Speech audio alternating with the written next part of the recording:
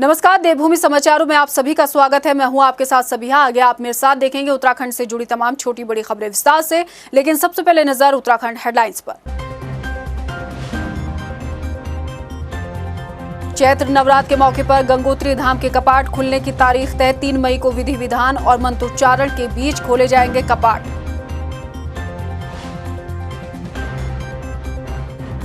CAG की report में चौंकाने वाला खुलासा। उत्तराखंड के सरकारी विभागों में खर्च हुए 872 करोड़ रुपए, लेकिन विभागों के पास नहीं कोई ब्यौरा।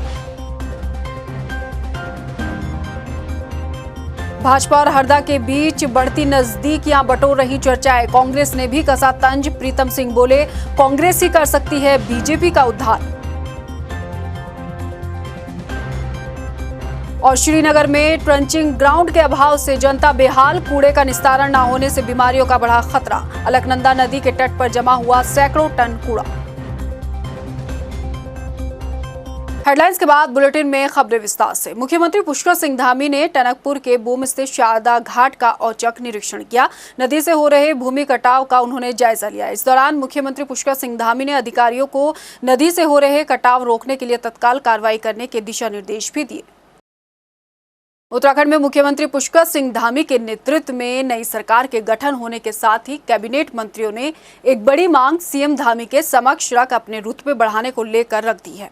मंत्रियों की इस मांग पर सीएम धामी ने भी कमेटी गठित करने के निर्देश दे दिए हैं। मंत्रियों की ये मांग क्या है और इससे मंत्रियों का क्या फायदा होगा, इसी पर देखिए हमारी स्पेशल रिपोर्ट। उत्तराखंड के सियासी गलियारों में इन दिनों सीआर को लेकर राजनीतिक माहौल गर्म है।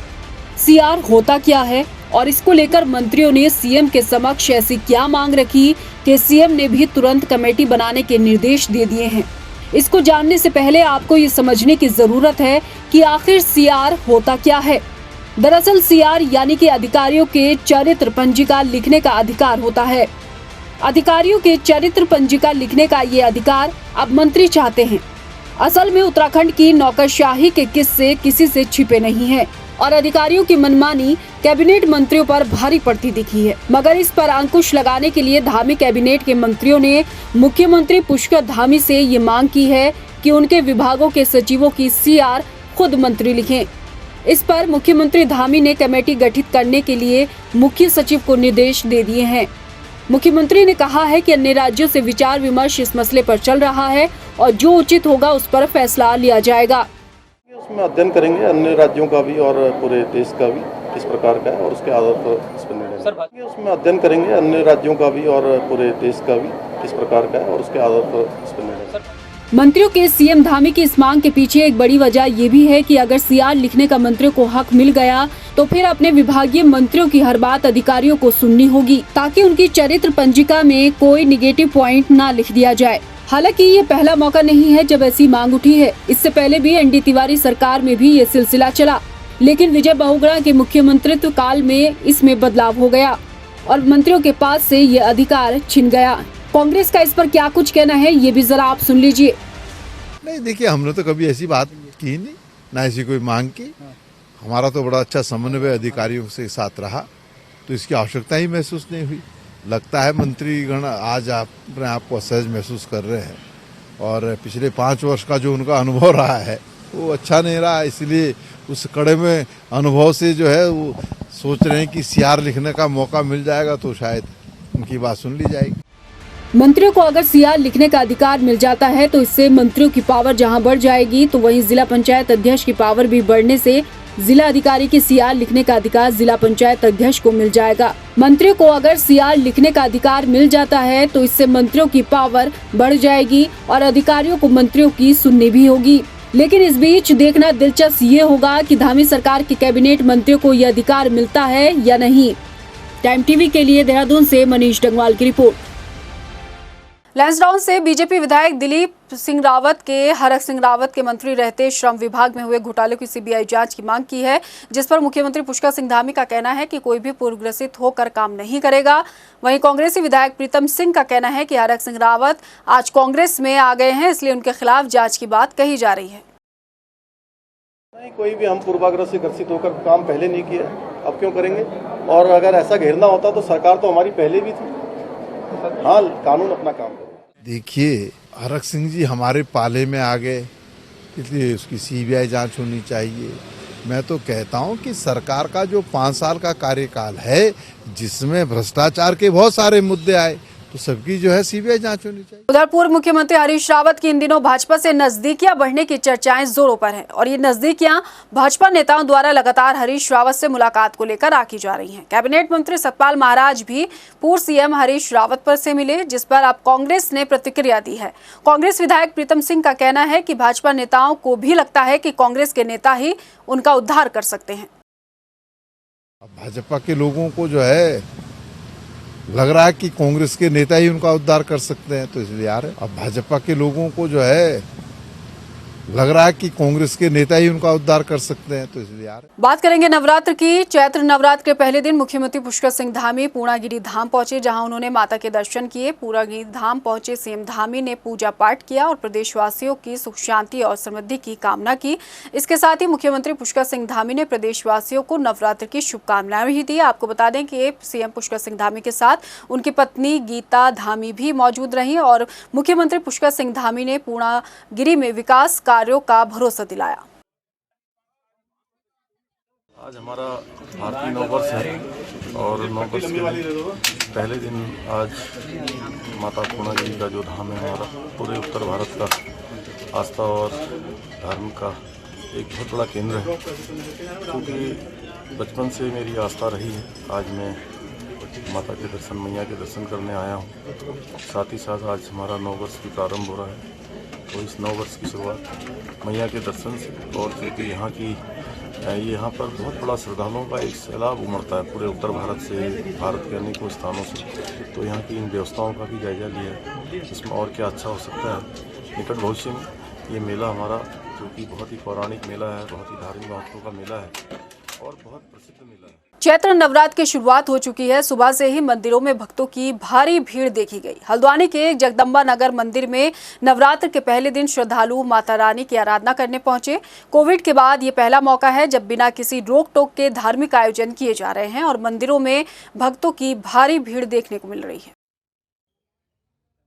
आज वासंती नवरात्र प्रारंभ हो रहा है। आज से ही नए संवत्सर का आगमन, नए वर्ष का आगमन और नल नाम का संवत्सर आज से प्रारंभ हो रहा है। जो आज से माँ भगवती शक्ति की उपासना 9 दिन तक अनवरत चलती रहती हैं।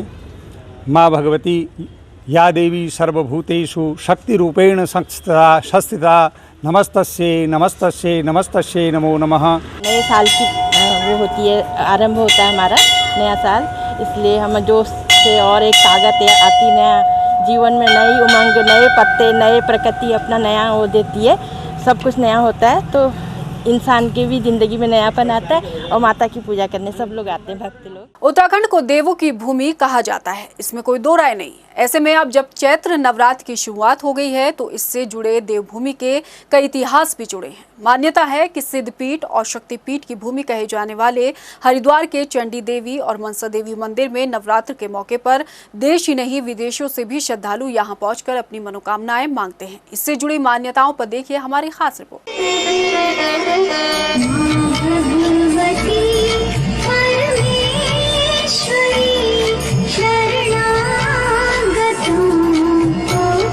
वैसे तो 12 महीने ही हरिद्वार के चंडी देवी और मनसा देवी मंदिर में श्रद्धालुओं का आना जाना लगा रहता है,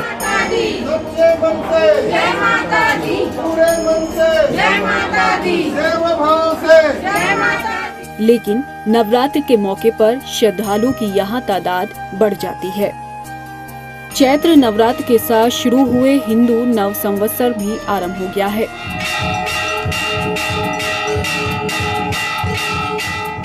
इस मौके पर हरिद्वार के चंडी देवी मंदिर से जुड़े इतिहास की बात करें तो मंदिर के पुजारी बताते हैं कि आदिकाल में जब शुंभ निशुंभ ने धरती पर प्रलय मचाया तो देवताओं ने उनका संहार करने की कोशिश की, मगर उन्हें कामयाबी नहीं मिली। तब जाकर उन्होंने मां भगवती से दोनों राक्षसों से मुक्ति पाने की गुहार लगाई। आइए मंदिर के पुजारी की जुबानी ही सुनिए आप यहाँ से जुड़ी क्या कुछ मान्यताएं हैं।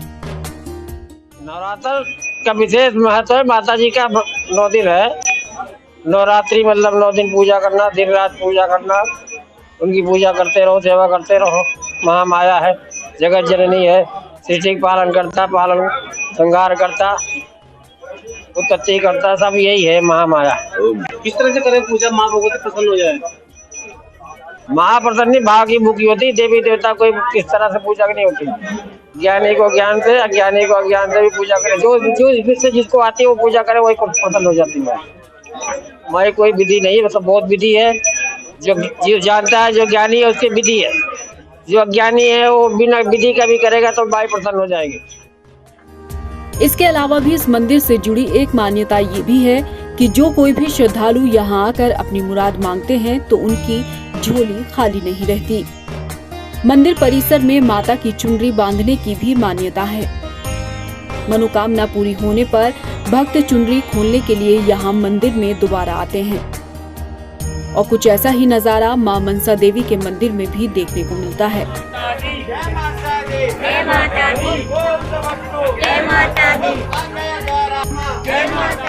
तो इसके साथ ही 52 शक्तिपीठों में पहला पीठ माया देवी मंदिर में भी श्रद्धालुओं की भीड़ नवरात्र के मौके पर काफी उमड़ती है। माता मंदिर एक ऐसा मंदिर है, यहाँ बहुत शक्तिपीठ मंदिर है, जो दूर दूर से लोग श्रद्धालु यहाँ दर्शन करने आते हैं। सबकी मनोकामना पूर्ण होती है माता कोरोना काल में सब ऐसे लोग अपने घरों में रहे, लॉकडाउन रहा, लेकिन अब माता की ऐसी कृपा रही, लोग अपने घर से निकल के माता रानी के दरबार में दर्शन करने आ रहे हैं। मैं ही माता रानी से प्रार्थना करता हूँ, सब अपने घर में खुशी से रहे, सुख शांति रहे।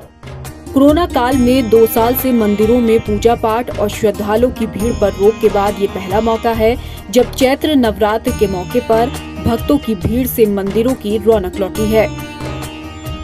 और श्रद्धालु भी मंदिरों में पहुंचकर मां के दर्शन कर खुद को उत्साहित तो महसूस कर ही रहे हैं, साथ ही साथ अपनी मनोकामनाएं भी मांग रहे हैं।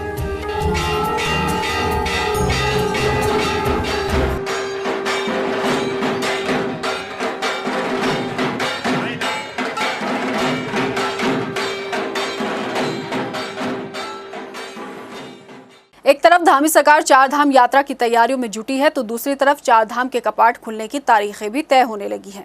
हेमकुंड साहिब के बाद अब गंगोत्री धाम के कपाट खुलने की भी तारीख तय हो गई है। गंगोत्री धाम के कपाट 3 मई को अक्षय तृतीया के मौके पर श्रद्धालुओं के लिए विधि विधान और मंत्रोच्चारण के बीच खोले जाएंगे। चैत्र नवरात्र के मौके पर गंगोत्री के तीर्थ पुरोहितों ने धाम के कपाट खोले जाने का शुभ मुहूर्त निकाला है। अक्षय तृतीया पर्व के अभिजीत मुहूर्त पर सुबह 11:15 पर गंगोत्री धाम के कपाट श्रद्धालुओं के लिए खोल दिए जाएंगे। कैग की रिपोर्ट में बड़ा खुलासा हुआ है। आपको जानकर हैरानी होगी कि प्रदेश में सरकारी विभागों ने कई सरकारी योजनाओं के लिए मंजूर की गई 872 करोड़ की राशि कहां खर्च कर दी, इसका कोई आता पता नहीं। विभागों ने इस राशि के खर्च का प्रमाण पत्र भी पेश नहीं किया। देखिए कैग की रिपोर्ट पर चौंकाने वाले खुलासे पर हमारी ये स्पेशल रिपोर्ट। प्रदेश के सरकारी विभागों ने कई सरकारी योजनाओं के लिए मंजूर की गई 872 करोड़ की धनराशि कहां खर्च की, इसका ना तो कोई रिकॉर्ड है और ना ही किसी के पास कोई जानकारी। कैग की रिपोर्ट में हुए इस खुलासे पर नियंत्रक एवं महालेखा परीक्षक ने इस पर कड़ी आपत्ति जताई है, क्योंकि विभागों ने खर्च की गई राशि का कोई उपयोगिता प्रमाण पत्र भी पेश नहीं किया। सरकार के गठन के बाद 5वें विधानसभा सत्र के दूसरे दिन सदन पटल पर भी कैग की वित्त लेखों और विनियोग लेखों पर रिपोर्ट पेश की गई, जिसमें विभागों के द्वारा खर्च किए गए रुपयों पर सवाल उठाए। ये पहली दफा नहीं है जब विभागों पर सवाल उठे हैं। दरअसल साल 2020-21 के दौरान विभागों ने 764 करोड़ रुपयों के खर्च का कोई पुख्ता प्रमाण पत्र नहीं दिया था। चलिए अब ग्राफिक्स के जरिए आपको समझाते हैं कि विभाग धनराशि के खर्च का ब्यौरा न देने की परंपरा को कब से निभा रहे हैं। साल 2018-19 में कैग की रिपोर्ट ने खुलासा किया, विभागों ने 3 करोड़ 46 लाख की धनराशि खर्च करने का प्रमाण पत्र नहीं पेश किया। साल 2019-20 के दौरान 8 योजनाओं के लिए मंजूर 20 करोड़ 82 लाख की धनराशि का भी प्रमाण पत्र पेश नहीं किया। बात साल 2020-21 की करें तो 108 योजनाओं के लिए 846 करोड़ 37 लाख खर्च करने का भी विभागों से सही ब्यौरा नहीं मिला। कैग की रिपोर्ट ने ये भी खुलासा किया कि राज्य की सरकारों ने पिछले 17 सालों में विधानमंडल की मंजूरी के बिना 42,873 करोड़ रुपए खर्च किए। नियम के तहत देखा जाए तो अनुदानों और विनियोग के तहत खर्च की गई धनराशि को पहले विधानसभा से मंजूर कराया जाता है। ऐसा नहीं किए जाने पर कैग इसे संविधान के अनुच्छेद 204 और 205 का उल्लंघन मानती है। यही नहीं, कैग ने राज्य विधानमंडल दल के विधि पर किए गए विनियोग के साथ ही समेकित निधि का राशि का संवितरण यानी कि किसी अन्य के साथ धनराशि को बांटे जाने पर भी सवालिया निशान लगाए हैं, क्योंकि ये बजटीय और वित्तीय नियंत्रण की प्रणाली को प्रभावित करता है। कैग की रिपोर्ट बताती है कि साल 2020-21 के दौरान 4,884 करोड़ की राशि संवितरण की गई है। कैग ने रिपोर्ट में पंचायती राज विभाग और शहरी विकास विभाग के खर्च को भी शामिल किया है। पंचायती राज विभाग का 650 करोड़ की धनराशि के खर्च का प्रमाण पत्र कैग की सत्यता में नहीं है। वहीं शहरी विकास विभाग ने खर्च की 195 करोड़ की धनराशि का कोई ब्यौरा पेश नहीं किया। कैग इसे विभागों की बड़ी चूक मानता है, जिसे सही किए जाने की जरूरत है। देहरादून के करणपुर इलाके में दिन दहाड़े फॉरेस्ट विभाग के रिटायर्ड अफसर की हत्या का मामला सामने आया है। मृतक सुरेंद्र जायसवाल की गला घोंटकर हत्या कर दी गई। मौके पर पहुंची पुलिस ने शव को कब्जे में लेकर पोस्टमार्टम के लिए भेज दिया है और मामले की जांच शुरू कर दी है। डालनवाला सीओ मनराल ने बताया कि संदिग्ध हालत में शव मिला है। पुलिस द्वारा सीसीटीवी खंगाले जा रहे हैं। लगभग 63-64 वर्षीय पुरुष हैं सुरेंद्र जायसवाल, और जितना पता चला है फॉरेस्ट से रिटायर्ड हैं, सेवानिवृत्त हुए हैं फॉरेस्ट विभाग से। सुबह सूचना मिली थी कि संदिग्ध अवस्था में शव मिला है। उनका जो एक अंडर कंस्ट्रक्शन बिल्डिंग है उसमें 3य मंजिल में वो रहते थे, वहाँ पर शव पड़ा हुआ था। तो मौके पे टीम गई हुई है, फॉरेंसिक्स भी वहाँ के फॉरेंसिक टीम भी वहाँ पे गई है। सीसीटीवी फुटेज वगैरह, CDR सबके एनालिसिस चल रही है इस समय। उत्तराखंड की शांत फिजाओं में घुल रहे नशे के कारोबार की पनप रही जड़ों को काटने के लिए पुलिस ने एक अभियान चलाया।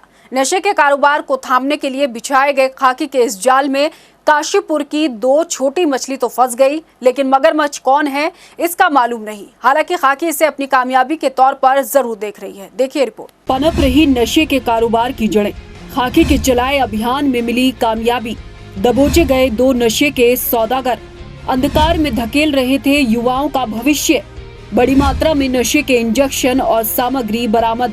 उत्तराखंड में तेजी से पनप रहे नशे के कारोबार से शांत फिजाओं में जहर घोला जा रहा है। धड़ल्ले से चलाए जा रहे नशे के कारोबार की जड़ों को जड़ से काटने के लिए खाकी ने ऐसा जाल बिछाया कि नशे के सौदागर आखिरकार इसमें फंसी गए हैं। काशीपुर में खाकी ने नशे के खिलाफ अभियान चलाया और नशे के 2 स्मगलर इसमें फंस गए। पुलिस गिरफ्त में दिख रहे इन अभियुक्तों के पास से भारी मात्रा में नशे के इंजेक्शन और सामग्री बरामद की गई है। पकड़े गए नशे के ये सौदागर युवाओं के भविष्य को अंधकार में धकेलने के साथ नशे का सामान उन्हें बेचते थे। 2 लड़के जो कि अफरोज और अफजल परमानंदपुर के रहने वाले हैं, और ये कुछ इंजेक्शन जो नशे के इंजेक्शन हैं उनको बेच रहे हैं।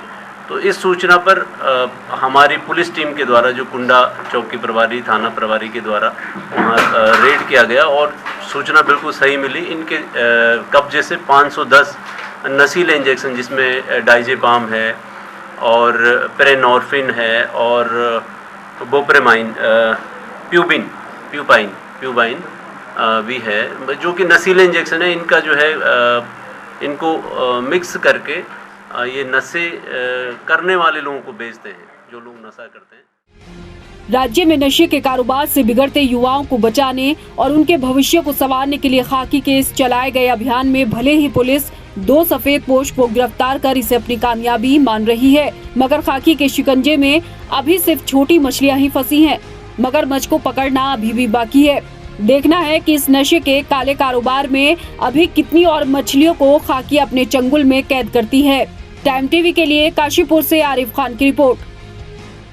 कोरोना काल में जिन कर्मचारियों को रोजगार दिया गया था, अब उनका सेवा काल खत्म कर दिया गया है। ऐसे ही 610 कर्मचारी दून अस्पताल के भी हैं, जिनमें आक्रोश देखने को मिल रहा है। अपने सेवा काल को बढ़ाने की मांग को लेकर कर्मचारी दून अस्पताल में धरने पर बैठ गए हैं। कर्मचारियों का कहना है कि जब तक सेवा बहाल नहीं की जाती, तब तक उनका धरना जारी रहेगा। सर, हमें यहाँ पर लेटर मिला है कि हमारी सेवाएं केवल 31 मार्च तक है।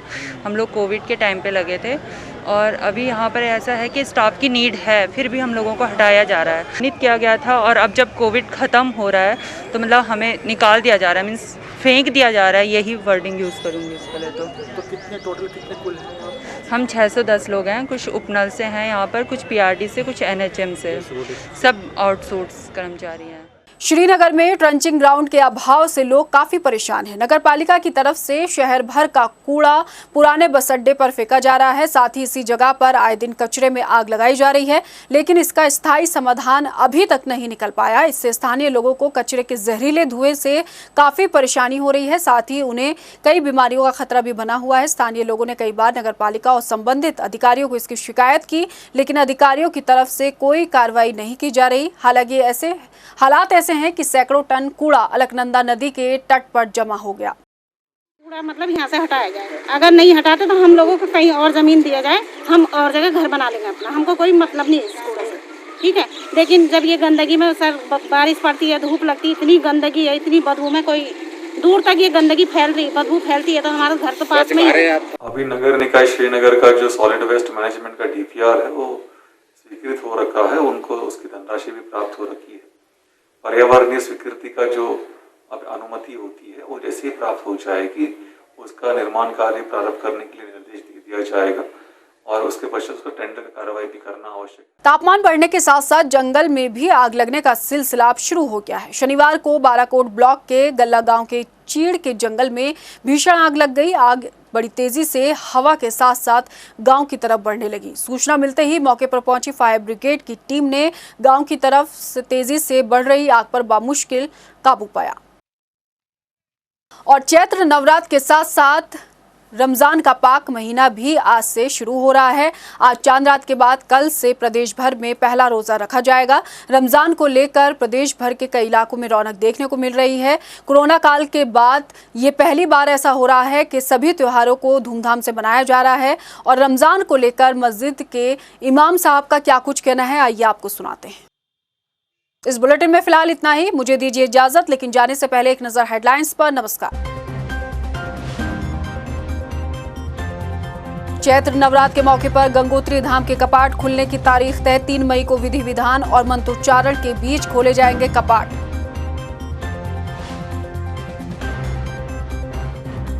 कैग की रिपोर्ट में चौंकाने वाला खुलासा। उत्तराखंड के सरकारी विभागों में खर्च हुए 872 करोड़ रुपए, लेकिन विभागों के पास नहीं कोई ब्यौरा। भाजपा और हरदा के बीच बढ़ती नजदीकियां बटोर रही चर्चाएं। कांग्रेस ने भी कसा तंज। प्रीतम सिंह बोले, कांग्रेस ही कर सकती है बीजेपी का उद्धार।